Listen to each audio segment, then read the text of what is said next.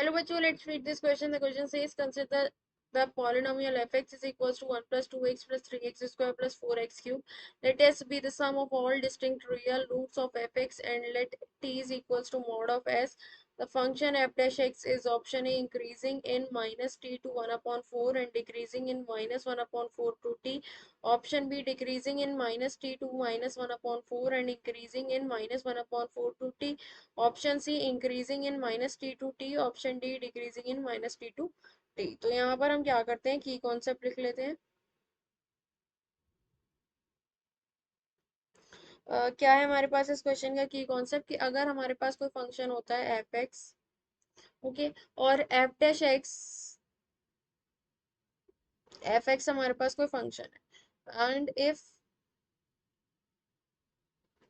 F dash x is greater than zero for x belongs to a से लेकर B तक, then f x जो है increasing होगा for x belongs to a to b. ठीक है, अगर एफ डैश एक्स की वैल्यू लेस देन जीरो हो जाती है, x belongs to c to d, then f x is decreasing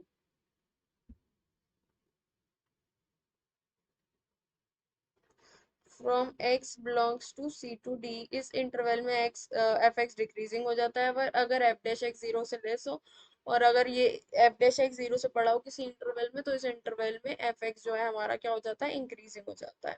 तो अब यहाँ पर मेरे पास हमारा पॉलिनोमियल है f x is equals to, इसको मैं ऐसे लिख लेती हूँ, 4x³ plus 3x² plus 2x plus 1, ये है। तो अब हमें बताना है कि F dash x function increasing decreasing कब होगा, तो हमें एफ डैश एक्स के बारे में बताना है।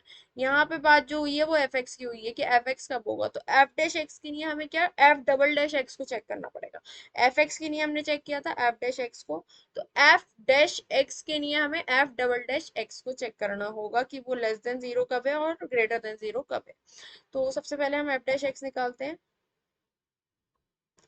12x² plus 3 2 6x plus 2।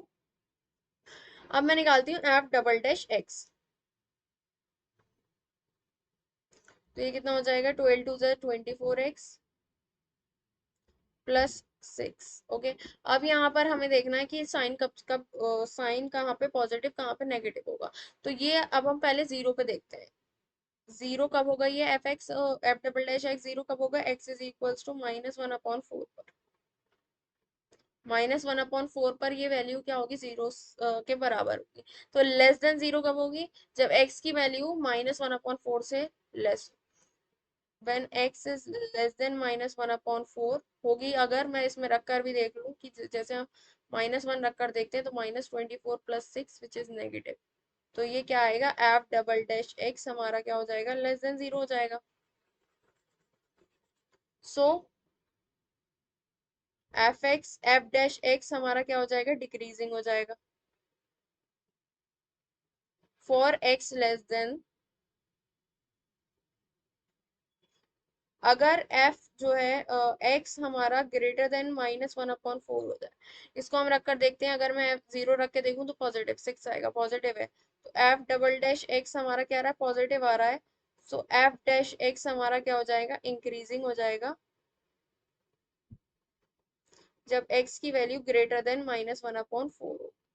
ठीक है, अब यहाँ पर हमारे पास इंटरवल में क्या है कि डिक्रीजिंग -3 से लेकर -1/4 तक, -1/4 तक, मतलब अगर हम देखें हमारे पास, देखो यहाँ पर लेस देन एक्स की वैल्यू जब -1/4 से छोटी है तो डिक्रीजिंग है। मतलब यहाँ पर एक्स की वैल्यू इस केस में ऑप्शन बी में एक्स की वैल्यू जब -1/4 से छोटी की बात हो रही है, तो यहाँ पर डिक्रीजिंग है। हाँ, ये सही बात है ऑप्शन बी की।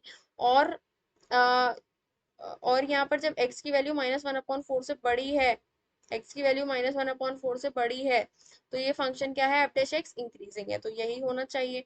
सो option B is correct, option B हमारा करेक्ट हो गया। इंक्रीजिंग यहाँ पे क्या कह रहे हैं, -t से 1/4, 1/4 की तो बात ही नहीं है, यहाँ पे -1/4 की बात हो रही है, तो ये तो बिल्कुल गलत है। Increasing in -t to t, नहीं ये भी नहीं है, क्योंकि क्या पता हमारे पास यहाँ पर बीच में कहीं -1/4 आ रहा हो, -t से t के बीच में, तो हमारे पास क्या हो जाएगी, चेंज हो जाए उसका साइन, और ये डिक्रीजिंग ये भी नहीं हो सकता। Okay, so the final answer is option B is correct. Hope you understood it well. Best of luck, thank you.